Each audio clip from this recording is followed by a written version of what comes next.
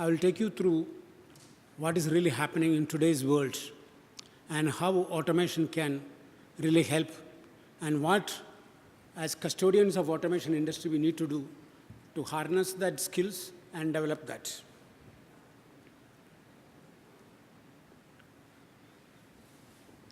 The topic is subjecting and investing in automation skills and competency development.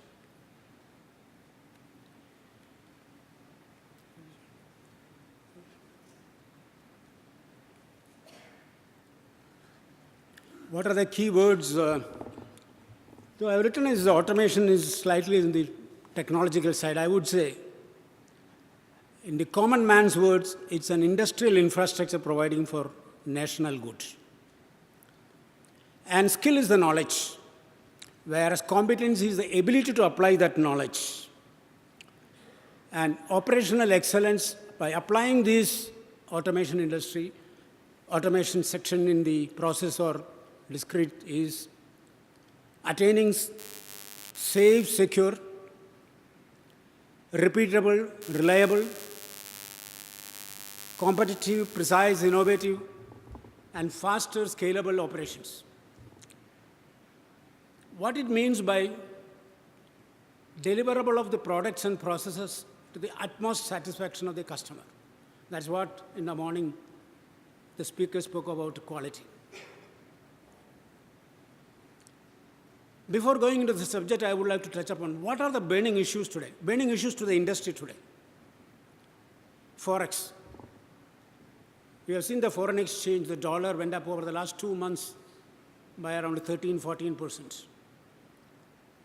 If I look at 1966, $1 was 4 rupees. But over a period of 2 months, because of devaluation, the dollar went up to 7 rupees. So volatile is that market is. Is it possible for the Indian industries to sustain by importing? Absolutely not. I remember in my young days, the two buzzwords were either export or perish. The other one is import substitution. But today these words are forgotten. So is it a sustainable solution by forgetting those words, by importing forever? No, just not possible.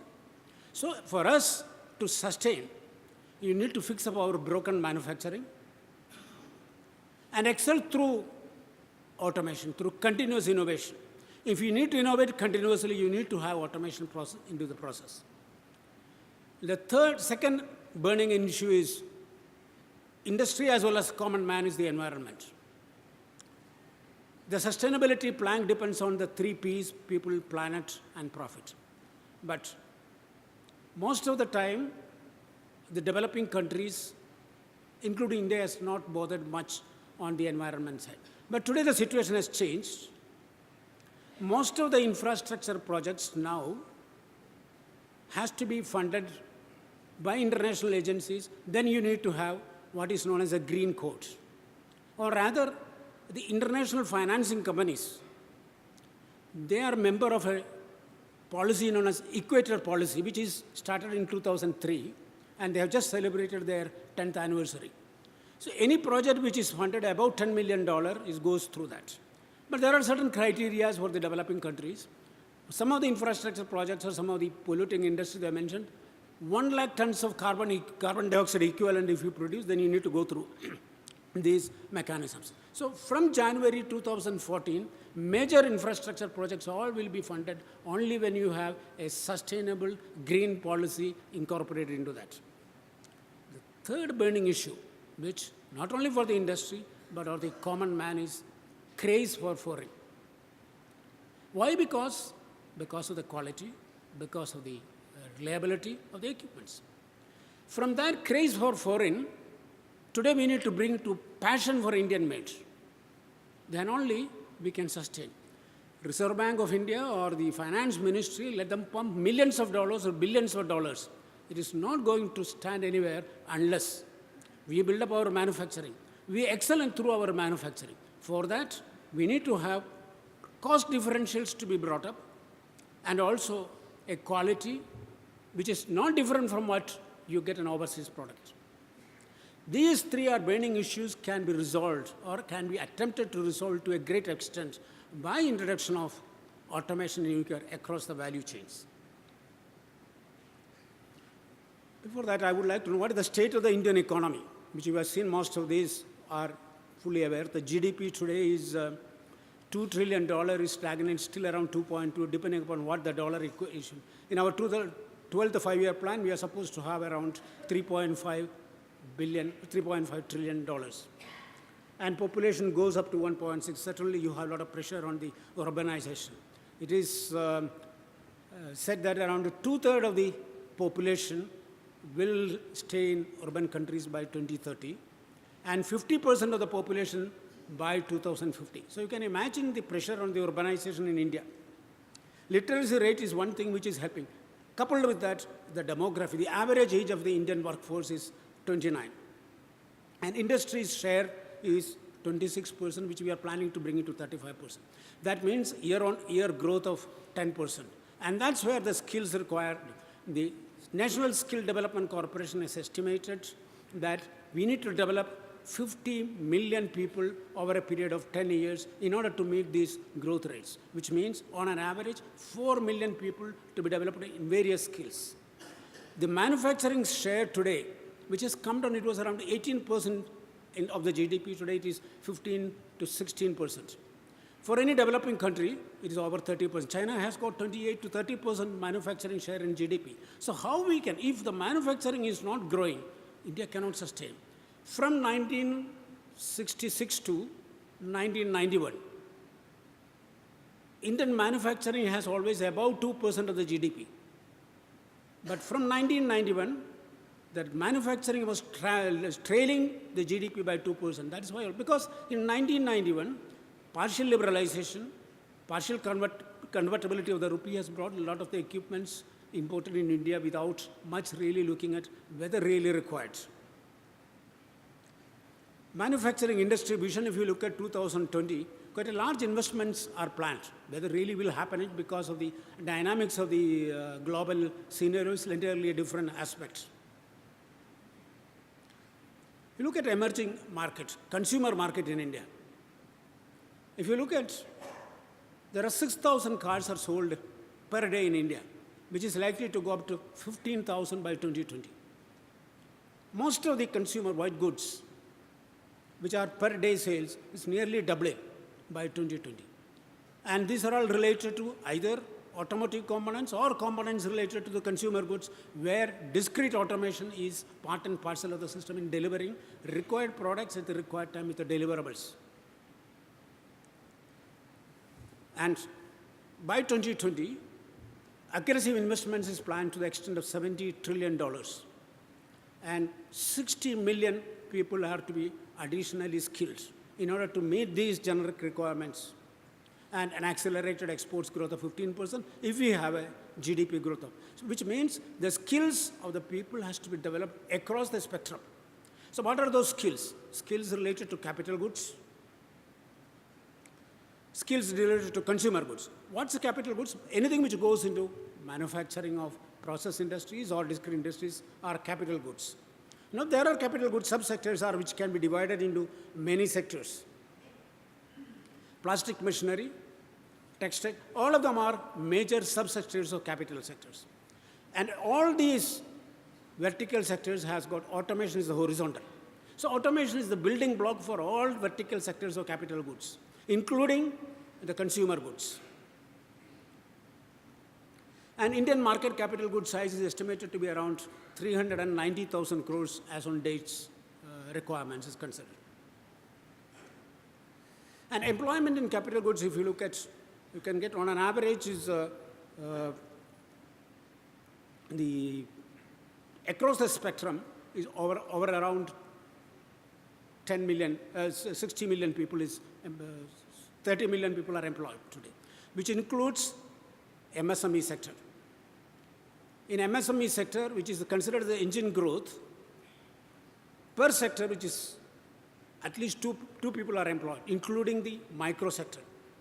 If manufacturing has to grow up, the MSc sector has to grow up, which means the employment skills has to be developed to a great level. If you look at those skills, where do we stand today? In India, if you look at our manufacturing value addition today is considered only $108 per annum, compared to Korea, which is $4,840 US. Is it that because of people's efficiency alone? No. It is part of the credit goes to automation in the value chain, part of it commitment to the profession they develop, but major portion goes for efficiency related to the automation inbuilt into that. If $108 to India, we have to compete in the global market with the Koreans where value addition per person per annum is 4,840. Sustainability is very, very difficult unless we bring up automation across the value chains. 12th five-year plan, if you make microanalysis, this is a report given by NACR, National Applied Electronics, National Center for Applied Economic Research, only last week. They have brought out 3 scenarios. One is a strong inclusive growth, which we project to be 8.2% growth. But there is a scenario today which we are finding that there are no policy decisions. We can have a medium growth also, which will drag down our growth to 6.5%. And it still works as a status quo, or rather, it will grow as it grows, not because of any push, which could be 5.5%. That is compared to 8%, which we had on the 11th five-year plan, 2007 to 11. If that condition is there, we do not know how do we sustain. Because for every 1 rupee addition of the dollar, we are importing 8,000 crores of rupees oil. So huge, huge burden on our economy. And that shows that we need to bring up our manufacturing to an admirable, acceptable level. We need to develop the skills required for that. If that is the case, if automation across them, how do we automation look like by 2020? If you look at what we had is today's analog to digital, we know it's web-based Ethernet solutions. Across the value chain of the automation, a lot of changes take place. So we need to not only develop the skills, continuously hone the skills, and enhance the skills to meet the technology changes. Then only the sustainability comes. In the automation, when the skill development, if we talk of, that primarily is competency building for sustainable benefit system.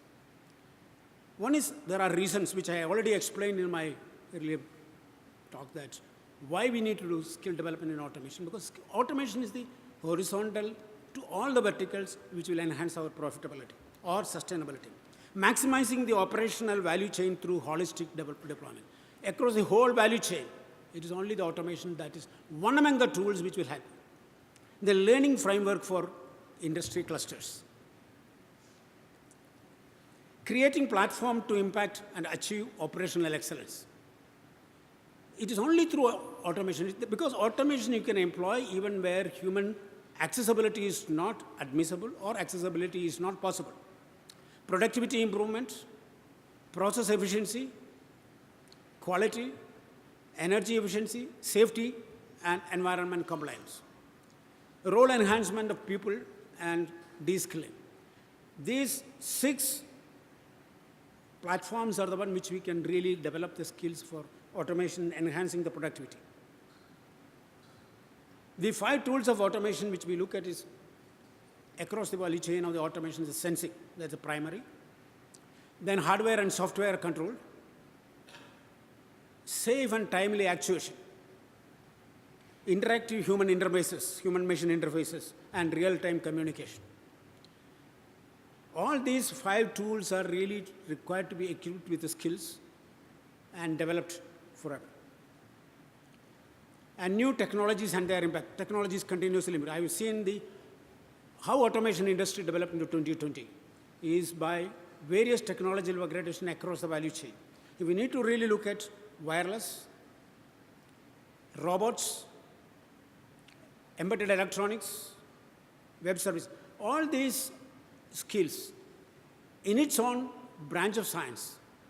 And developing human resources, maintaining and capability is a huge, huge task.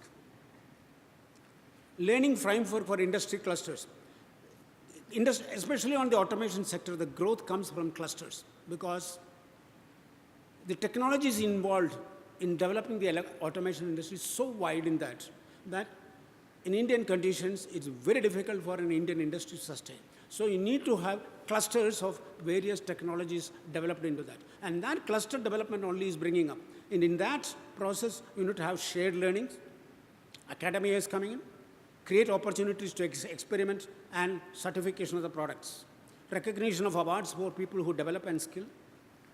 Create a nodal agency. Today, still we have a difficulty in having an IPR protection in the automation. Still we don't know. Our own certifying agencies are limited. Our own certified agencies' products are still not accepted in the globals, unless you go into global standards, global accreditation for certifications.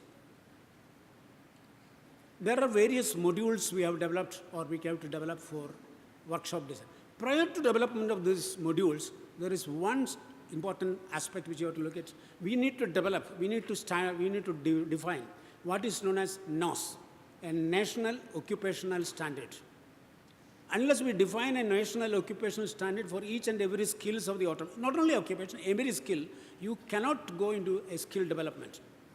National skill development has, along with the Department of Heavy Industry, has brought out capital goods sector skill development, out of which more than 22 courses are identified. One of them is automation. The primary task is to develop national occupational standards. I would like industry users as well as industry suppliers to associate that so that we can develop that standards to a great level whereby satisfaction, improvement to the systems offered, as well as quality adherence can be maintained. The module 1 connects the workshop design for connecting departments of participants in their current job, best practices, building blocks for holistic automation. Module 2 contains data collection. While we do these modules development, we also need to look at a labor market information system. As I said, automation goes across. If we do not understand, if we do not create data to generate what is the labor market information, we may be developing some modules which are not required right now, or some modules which are in excess. So we must also assimilate whatever the modules we develop in addition to, in conjunction with labor market information systems, which is part of the system is already being developed, part of the curriculum of the Capital Goods Sector Council. Module 3 is controller to HMI definitions, networking. Module 4, integration with existing physical and MIS systems. And module 2, case studies of the various success projects. While doing these skills, government has brought out a lot of skills, incentives. For any company who spends a lot of money on the investment for the skills development, one is you can write off 150% of the expenditure by way of the income tax reduction. In the last budget, the finance minister has passed that corporate social responsibility you have to bring in at least 2% of the net profits, subject to certain conditions of you meet 500 crores net worth, 1,000 crores turnover, or 5 crores profit. 2% of the profit should be earmarked, and which includes the corporate social responsibility, includes skill development. Having done all these things, Automation Industry Association has taken up a lot of activities in this skills development. One of them, we have set up centers of excellence. One centers of excellence, one is in IIT Chennai, where we are doing right now on the factory automation side, which we are expanding to the process. Another one is in Apollo Center in Baroda. We are also having a program like Campus Connect, where we go to the college students and also interact with the students to get, or the curriculum to develop what is required for the industry. So we have a Campus Connect program. We also have an Industry Connect program under Automation Industry Association. So I invite the user industry, also the supplier industry, to associate with automation industry so that we can develop these curriculums, we can develop even sector skill council. It's a huge money available with the government for sector skill development. Especially this is an area where government spends money because government recognizes without skill development, you cannot have year-on-year growth of 10%. Now, complexity challenge CEO. In today's CEO, if you look at, this is a figure of a CEO. How does CEO function? Can he function without automation? It's just not possible in case across the value chain. So if any industry has to sustain today, automation across all verticals, across all functional things is absolutely essential. Thank you.